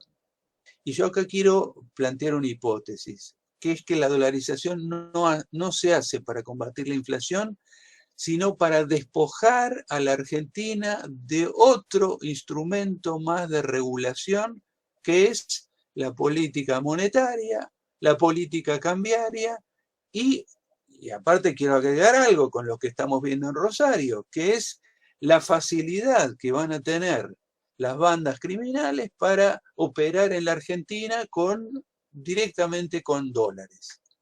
Se va a poder salir y entrar a la Argentina con la moneda nacional, que va a ser el dólar. Entonces, lo que yo digo es lo siguiente: en un mundo que es inestable, que es incierto, en este momento hay dos guerras importantes, pero no sabemos cuándo puede haber más o menos. En ese escenario, despojarse de moneda nacional es completamente delirante. ¿Por qué? Porque algo que estudiamos muchas veces en la Argentina y que ocurrió incluso en el gobierno de Cristina Kirchner en el año 2008, que es cuando estalla una crisis en Estados Unidos, gran pánico internacional, y ¿qué hacen los capitales de todo el mundo? Fugan hacia los Estados Unidos. Fugan hacia los Estados Unidos. ¿Qué pasaría con nuestro país en un escenario así?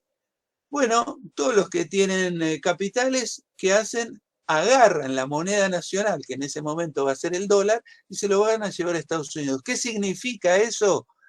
Que Argentina se desmonetiza, es decir, que el circulante se reduce extraordinariamente, lo que genera una recesión pavorosa en la economía hasta que pase el susto en 1 o 2 años, bla, bla, bla, bla, bla, bla. Es decir, por ahí Argentina tendría, en una economía dolarizada, mayor estabilidad de precios que la que tiene ahora, pero el costo sería en términos de actividad económica, que sería extremadamente volátil, como ya lo vimos en la convertibilidad. No sé si ustedes se acuerdan, pero en el año 1995 hubo una crisis en México. Y por la crisis en México, llamada efecto tequila, a todos los capitales importantes de la Argentina se les ocurrió irse a Estados Unidos. Con lo cual, hundieron la economía argentina, nos pasamos 2 años muy malos hasta que empezó la recuperación.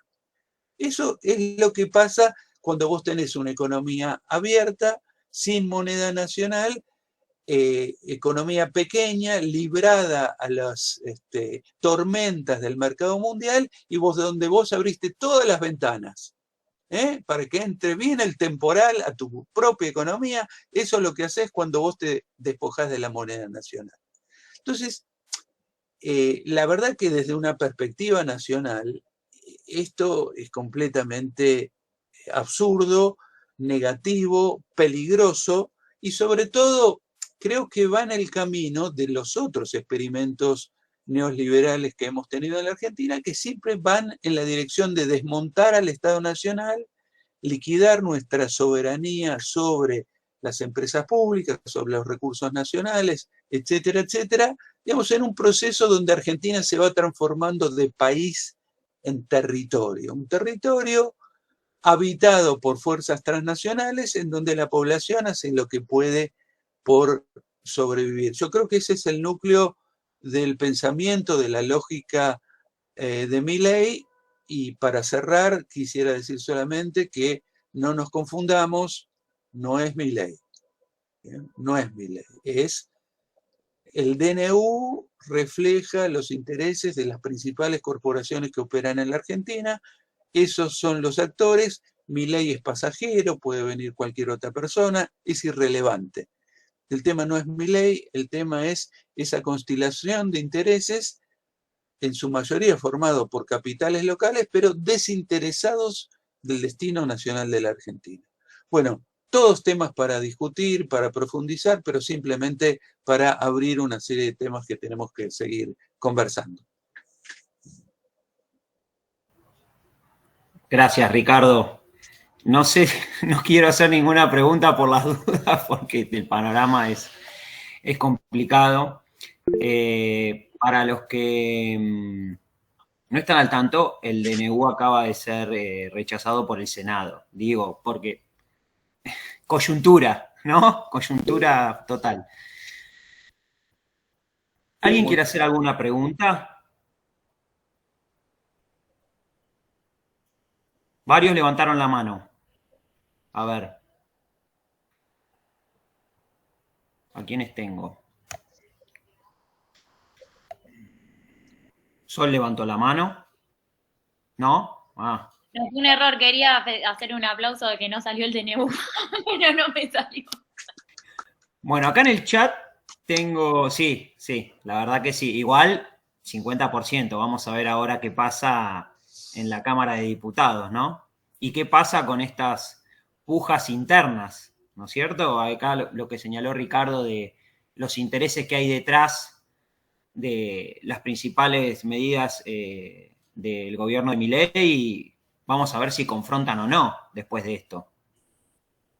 Los teléfonos de los diputados, ¿no? De los diputados y de los senadores y de los gobernadores que responden a ciertos lobbies. Bueno, cuestiones que vamos a profundizar en la diplomatura. Mariano hizo una pregunta que va un poco de la mano con lo que Ricardo, Sol y Ernesto fueron desarrollando, esta idea de que hay ciertas continuidades entre las gestiones que podemos catalogar como neoliberales, digamos, ¿no? La de la dictadura militar, principalmente impulsada por Martínez de Oz, y el clan Macri-Pratgay-Duhovne, y bueno, ahora el equipazo Caputo-Sturzenegger-Milei. Pero Mariano, en vez de buscar las similitudes, lo que les pregunta, y se lo traslado a nuestros tres expositores, es ¿qué diferencias ustedes encuentran en relación a estos ciclos anteriores? Así pimpoñamos brevemente cada uno, no sé quién de los tres se quiere animar a arrancar con esa respuesta. ¿Ernesto? Bueno, sí, sí, así retomo la que quedó antes. Yo creo que esto es como, vean El Padrino 1, pero esto no es personal, es estrictamente negocios. Creo que eso es lo que deja un poco claro y que los va a llevar a Marcel Mauss en las relaciones donáticas. Hermoso, ¿sí? Cuando uno vincula la literatura con la ficción. Creo que lo que estamos discutiendo son las ideas que si ustedes, para tener una muestra de esto, googlean Martínez de Oz, bases para la Argentina moderna, 1976-85, lo tiene colgado en internet.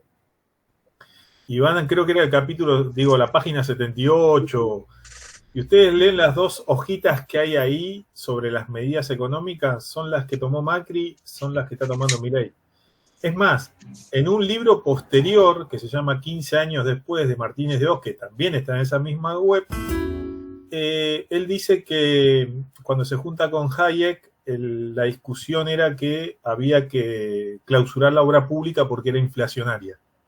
Ese es el planteo teórico que le hace Hayek a Martínez de Oz. Entonces, cuando uno ve que Milei cierra directamente la obra pública, uno entiende que tal vez Martínez fue tibio, digamos, ¿no? Podríamos ponerlo en ese lugar. Pero si uno va, como dicen ahí los nombres, Pratgay, Duhovne, yo sumaría Marcos Peña Brown, Martínez de Oz en el INPI, Bullrich, Anchorena, y si uno ya con los Brown Menéndez Betti sabe que es el nieto de los Brown que fusilaron a los 1000 obreros, no sé si está en la sangre, pero hay como un hilo de concepción sobre cuál es el rol del trabajador, qué derechos debe tener y lo que ellos tienen por derecho histórico, digamos, ¿no? De venir de familias, Blanco Villegas, sur de Buenos Aires, fuertemente ganadera, no es cualquier sector económico, si uno piensa que la Argentina la fundaba un poco sector ganadero, la pelea entre Rosas y Urquiza son dos facciones del capital ganadero.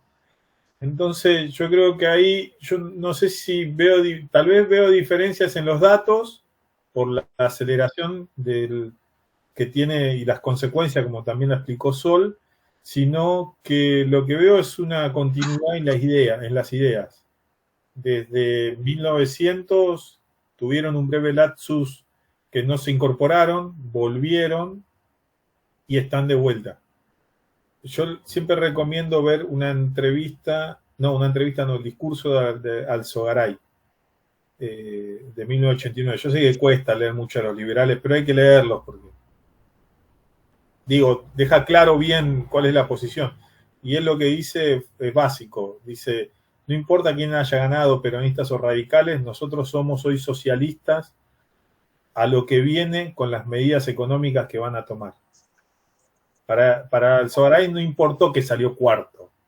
Lo que le importó es que el pensamiento liberal ya había atravesado a vasto sector de la esfera política, digamos, ¿no? No importa si es peronista o radical, lo que le importaba a él que el pensamiento liberal estaba en esos sectores. Me parece que por eso, para mí las ideas en el tiempo se han mantenido, han venido con mayor virulencia Lo que la diferencia es tal vez si fugaron más transferencias al exterior, menos, pocas, pero están ahí. Por lo menos uno lo ve así desde los últimos acontecimientos.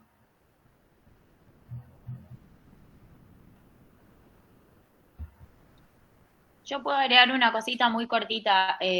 Yo había puesto que esto de que no convenzan a nadie, que, digamos, que obviamente no es un concepto mío, sino que, bueno, los que hacen economía política de las liberalizaciones, si vemos por lo menos el gobierno de Menem, digamos, como un gobierno democrático donde tuvimos una política fuerte de liberalización, lo que se observa es que por cada política donde vos golpeabas un sector, necesitabas compensarlo de alguna manera. Entonces, por ejemplo, no sé, tenías, o sea, cambios en la legislación laboral, digamos, en cuanto a contrataciones individuales, sí, se habilitan las pasantías, pum, pum, pum, que esto, lo otro, pero qué sé yo, el modelo sindical se mantiene, la negociación por rama, etcétera, etcétera. No sé, cambiás la estructura de la propiedad, que esto Ernesto sabe mucho mejor, digamos, pero la estructura de propiedad de la tierra, bueno, pero tenés que dejar que algún sector, digamos, se beneficie a partir de eso. Entonces, obviamente que se golpeaba a todos los sectores, pero también se los compensaba. Y para mí esto lo que tiene de novedoso es que se golpea a todos los sectores al mismo tiempo, pero sin mecanismos, o por lo menos sin mecanismos claros de compensación. Y me parece que esto es muy raro. O sea, por ejemplo, en Pinochet pudo hacerla un poco más así, un poco igual, porque Pinochet también aumentó mucho el gasto social para todos los desocupados y todo eso, digamos, para todos los caídos de la liberalización. Pero lo que quiero decir es que no es normal, o al menos no es común, que en un régimen democrático vos liberalices así tan a troche y moche sin compensar a los sectores que estás tocando. Eso me parece que es novedoso. Hay que ver cómo sale.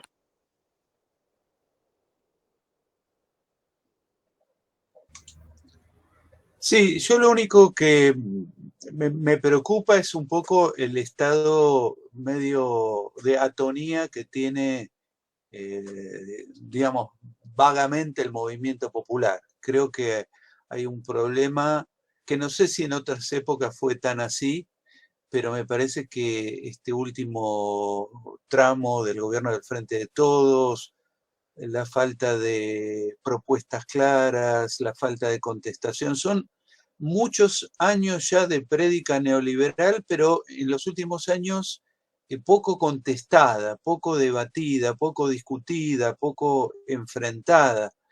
Enfrentada con convicción, con claridad, digamos, uno puede decir, enfrente tenemos unos locos chiflados, pero que afirman con mucha seguridad ciertas cosas, y nosotros ni siquiera las que sabemos claramente cómo son, las estamos planteando con claridad. Entonces hay un debilitamiento que también debe ser discutido, analizado, pensado a qué se debe. No, digamos, yo sé que hay fenómenos internacionales, pero me parece que en la Argentina tenemos que estudiar específicamente qué es lo que está pasando, porque hay muchísimo para decir en todas las áreas de la economía, de la sociedad, hay muchísimo para mejorar, hay muchas ideas, hay mucha gente capaz, pero eso no cristaliza en un movimiento político con el suficiente vigor para enfrentar a este desquicio, digamos, insensato en el que estamos metidos en este momento.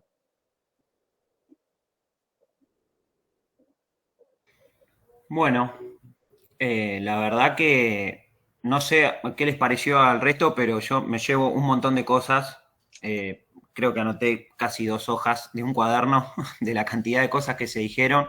Me parece que hay muchos elementos para seguir pensando, para seguir profundizando en el análisis, y sobre todo en una dinámica coyuntural que avanza a una velocidad altísima. Digo, me parece a mí que también una de las grandes diferencias que hay con los procesos anteriores es que tal vez uno tiene una perspectiva de qué es lo que puede venir, pero no tenía la perspectiva de la velocidad con la que se está llevando adelante. Y eso, y la velocidad, creo que es parte de una estrategia que lo que hace es difuminar determinadas acciones. No sé cuántos y cuántas de ustedes estaban al tanto de la disolución, por ejemplo, del programa Acompañar. digo. Más allá de que no tiene un impacto mediático masivo, es una política que se pierde en el medio de una catarata de acciones que están pensadas agresivas, rápidas, frontales, justamente para que estemos hablando de determinadas cosas y no de otras. Quiero agradecerles especialmente a Sol y a Ernesto por haber participado de la charla, por haber participado del conversatorio. Sus aportes fueron extraordinarios. Vamos a ver si los podemos comprometer a que participen de otra actividad en el marco de la diplomatura. Y les voy a contar un poquito al resto de qué trata esto. Bueno, esto trata de lo que acabamos de hacer hoy.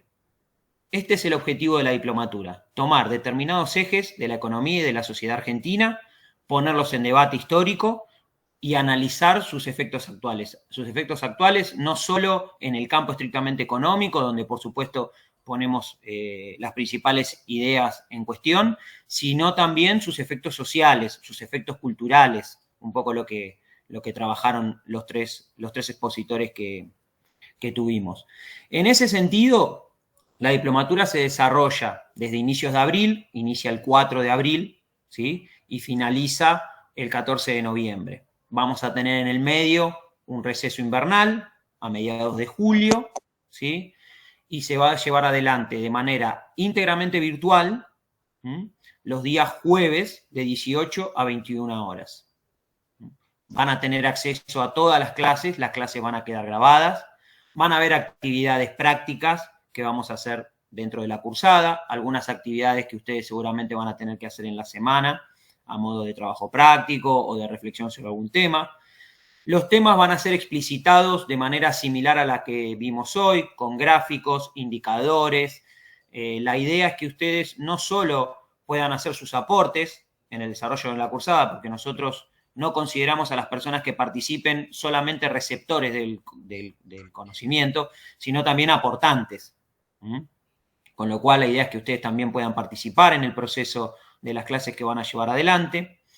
Van a tener asistencia de tutores durante el desarrollo de esas actividades, ¿sí? No van a estar solos ni solas en el desarrollo de la cursada, los vamos a ir acompañando, tanto los docentes como con un equipo de tutores. Y la idea, el esquema, es el siguiente. Vamos a tener 5 ejes temáticos, 2 en las puntas. ¿Qué quiere decir esto? Uno al principio, donde vamos a hacer un breve recorrido histórico de las políticas económicas recientes, los modelos económicos aplicados, cuáles fueron los actores que los llevaron adelante, qué transformaciones produjeron en el entramado social, en el entramado productivo, en el entramado laboral, ¿sí? Un breve recorrido histórico hasta llegar a la actualidad. Vamos a sentar esas bases, vamos a armar como el piso de la casa, digamos, en esa primera etapa, ¿sí? Una vez que finalizamos esa primera etapa, vamos a tener una segunda etapa donde vamos a tener 6 dimensiones, o sea, 6 ejes de trabajo que van a estar divididos en 3 módulos. Un primer módulo que vamos a trabajar lo que nosotros denominamos los que son los grandes indicadores de crisis argentinas, que son la inflación y la economía bimonetaria o la economía dolarizada, un poco de lo que habló hoy Ricardo, ¿sí? Por supuesto, de vuelta, siempre partiendo de la actualidad y repasando un poquito el pasado para hacer un contraste. Un segundo módulo intermedio, que es un módulo que apunta a discutir el desarrollo argentino, ¿sí? Un poco lo que intentó trabajar Ernesto, ¿sí? Pero más focalizado en 2 sectores puntuales de actividad, que son 2 sectores que en la coyuntura actual son muy importantes y muy significativos. De hecho, valga el caso, el DNU trabaja muy fuerte sobre esos 2 sectores, que son el agronegocio, entendido como esta idea de el agro argentino, el gran proveedor de divisas, las transformaciones tanto territoriales como culturales como económicas que produce, la dependencia histórica en términos de restricción externa que el agro tiene. Hay un micrófono abierto. Ricardo, fíjate. Por fuera del conocimiento colonial y colonizado. Por fuera de ese... Ahí estamos. Entonces, el agronegocio es una de las patas, ¿sí? Esta lógica financiera, sobre todo, que tomó el agronegocio a partir de las transformaciones de los 90, ver qué similitudes y diferencias hay con la actualidad, qué pasó durante los gobiernos del 2003 al 2015 en esa materia, esta idea del viento de cola, etc. Y el otro sector de actividad en el que nos vamos a apoyar con la misma lógica para tratar de discutir la idea de desarrollo que hoy se está llevando adelante en Argentina en relación al pasado reciente, es el complejo energético, los hidrocarburos, el complejo petrolero, vaca muerta, las nuevas energías. Y dentro de ese esquema no nos vamos a olvidar de cuestiones que parten desde ahí, pero que afectan directamente a nuestra vida cotidiana. Tarifas, subsidios, regulaciones, ¿sí? Siempre con los tres grandes pilares que les mencioné al inicio de nuestra charla. Las políticas que se llevan adelante, las representaciones, imaginarios, disposiciones, modificaciones culturales y sociales, y el contexto internacional. Una vez que finalicemos esos dos primeros módulos, vamos a poner la mirada en dos temáticas que están súper presentes, ¿sí? Muchas veces invisibilizadas, pero que en realidad nos permiten establecer una mirada hacia el futuro, que son, por un lado, el debate que nos plantea la economía feminista. Bastante de esto Sol hoy nos habló en una exposición excelente, fue una puntita, pero digo, ahí hay mucho para tirar, porque explica muchísimo de lo que está sucediendo, pero sobre todo nos permite tener una mirada a futuro de qué es lo que puede pasar y cuáles son los mecanismos o las opciones que tenemos para modificar esas situaciones o para pensarlas desde otro lugar. Además hay mucho por indagar información ahí, hay mucha información oculta en esa área. Y el capitalismo digital. Capitalismo digital, llamémosle, todas estas nuevas tecnologías y todos estos avances que se fueron incorporando en las últimas décadas a la esfera productiva, a la esfera social, a la esfera económica y a la esfera cultural, que han ido modificando las formas en las que trabajamos, producimos, nos relacionamos, ¿sí?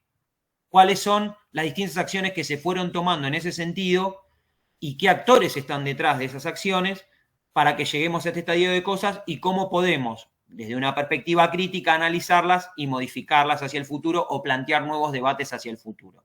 Digo esto porque, por ejemplo, la discusión reciente sobre las billeteras virtuales, por ejemplo, Mercado Libre y sus exenciones impositivas, ¿sí? Las nuevas formas de pago, ¿sí? Y esta idea de sacar el efectivo de la economía cotidiana responden un poco a esa lógica, que a su vez está atada con la lógica financiera que manejan estas organizaciones. Al final, el último módulo, ¿se acuerdan que les dije que son dos puntas? Primero hablamos un poquito de cómo venimos hasta acá. En el último módulo lo que vamos a hacer es analizar exclusivamente el gobierno de Milei. Nos vamos a centrar solamente... Ojo que hay un micrófono abierto, ahí está. Vamos a solamente pararnos en el gobierno de Milei y analizar estas dimensiones que fuimos trabajando, donde por supuesto la actualidad va a estar metida, porque el nombre de la diplomatura sí lo indica, pero vamos a profundizar esas cuestiones, ¿sí? Una vez finalizado ese módulo, vamos a tener un módulo que lo que va a hacer es asistirlos y asistirlas para que ustedes puedan preparar el trabajo final, que es una de las condiciones para aprobar la diplomatura. Para aprobar la diplomatura lo que necesitan es producir un trabajo final, ahora voy a contar de qué se trata eso, asistir a las clases y realizar las actividades que se propongan, ¿sí? Este trabajo final, ¿en qué consiste? En que ustedes puedan seleccionar o una temática, o un suceso, o un conjunto de sucesos, pueden ser una política pública, puede ser un suceso determinado específico, por ejemplo, el rechazo del DNU, puede ser un conjunto, ¿sí? DNU, ley bases, ¿sí? O, por ejemplo, la 125 y el rechazo del DNU, y que ustedes puedan, con las herramientas que vamos a ir trabajando, metodológicas, desarrollar ese tema, dar una mirada crítica sobre ese tema, cuáles son las distintas perspectivas que allí se ponen en juego, identificar qué actores sociales están interviniendo ahí y, por supuesto, realizar en el ejercicio de la conclusión una mirada propia de ustedes sobre cómo se tendría que abordar ese fenómeno y cuáles son las posibles derivaciones que ese fenómeno puede tener. van a tener que hacer algún trabajo investigativo, poner en discusión distintas ideas. La idea un poco es que podamos cristalizar en un trabajo todo lo que vayamos haciendo a lo largo de las clases. Obviamente para eso hay un módulo especial donde vamos a ir trabajando cómo seleccionar el tema, cómo abordarlo, qué estrategias utilizar, de dónde podemos construir indicadores. Ustedes mismos a lo largo de la cursada van a ir haciendo ese trabajo, los tutores y las tutoras que tenemos los van a acompañar, ¿sí? Y el objetivo es que una vez que ustedes finalicen ese trabajo, puedan aprobar la diplomatura y van a tener el diploma de que son expertos en cuestiones socioeconómicas fundamentales de la Argentina actual, ¿sí? Esa es la idea. De vuelta, claro, son clases virtuales, es una vez por semana, las clases quedan grabadas, tienen que tener un 65% de asistencia y vamos a trabajar estos ejes. Además de eso, vamos a tener 3 instancias similares a las que estamos transitando hoy, 3 conversatorios. Un primer conversatorio, que va a ser la clase inaugural de la diplomatura, lo que vamos a tratar es cuáles son las soluciones que trajeron las verdades. Ese es el título del primer conversatorio. ¿Qué es lo que vamos a discutir ahí? ¿Cuáles fueron los distintos diagnósticos y las distintas políticas en términos económicos sociales que se implementaron en los últimos años? ¿Sí? ¿Qué líneas teóricas, ideológicas se tuvieron en cuenta para hacerlo? ¿Cuál fue la supuesta solución que proponían o que propusieron y cuáles fueron los resultados? Eso vamos a discutir en ese primer conversatorio. En la mitad de la cursada va a haber un segundo conversatorio donde vamos a hacer el proceso inverso. Vamos a discutir para adelante. Vamos a tratar de analizar cuáles son los nuevos debates que emergen al calor de los sucesos actuales. Ya vamos a haber tenido un recorrido previo por distintos ejes, vamos a tener un conjunto de información bastante denso para poder analizar. Entonces la idea es que podamos promover o propiciar nuevos debates, debates emergentes. ¿Qué cosas nuevas tenemos que pensar? ¿Cuáles son las nuevas cuestiones socioeconómicas fundamentales de la Argentina actual? De eso va a tratar el segundo conversatorio. Y la última clase de la diplomatura es un conversatorio final donde lo que vamos a hacer es una puesta en común, ¿sí?, de todos los debates que fuimos teniendo a lo largo de la diplomatura, más específicamente anclados en la gestión actual de gobierno. Imagínense ustedes que eso va a ser para mediados de noviembre, el 14 de noviembre es la última clase, o sea, es el conversatorio. Imagínense ustedes las cosas, si van 90 días y todo lo que estuvimos charlando hoy, imagínense la cantidad de cosas que vamos a tener para charlar, discutir, pensar, reflexionar, la cantidad de cuestiones que van a emerger a partir del transcurso del año, suponiendo que continúe esta gestión de gobierno. Tal vez tenemos otro panorama, digo, pero lo que vamos a analizar es esa coyuntura a partir de todo lo que fuimos recorriendo. Esta es un poco la idea de la diplomatura. Como les comenté, la dictamos en conjunto entre Scholem, que es quien nos dio este espacio para hacer el webinar, y la Facultad de Ciencias Sociales de la UBA. Ricardo es el director académico de la diplomatura. Hay un equipo interdisciplinario, tenemos sociólogos, economistas, ciencias políticas, periodistas, hay de todo. Hay muchas perspectivas muy interesantes. En la descripción de la actividad que estamos haciendo, ustedes tienen el link donde pueden ingresar para averiguar más sobre la inscripción, para formalizar su inscripción. También dejamos un mail de la diplomatura donde ustedes pueden escribirnos para hacernos consultas, ¿sí? Los invitamos a que se inscriban, los invitamos a que participen. Nos parece fundamental poder repasar y discutir estos temas.